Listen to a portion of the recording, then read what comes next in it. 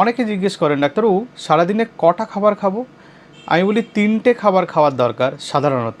একটা ব্রেকফাস্ট, একটা লাঞ্চ বা একটা ডিনার।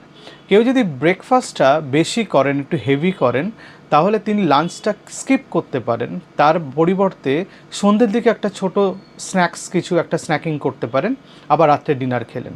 এবং যাদের ফিজিক্যাল অ্যাক্টিভিটি কম, হাঁটাচলা করার কাজ কম, ডেস্ক জব মূলত, তারা 2টো খাবার সারাদিনে খেতে পারেন, তাতে শরীর অনেক ফিট থাকে। একটা ব্রেকফাস্ট, ভালো করে ব্রেকফাস্ট খেয়ে নিলেন, আর একটা ডিনার করলেন, ডিনারটা একটু আর্লি করলেন, মোটামুটি 7টা থেকে 8টার মধ্যে করে নিলেন।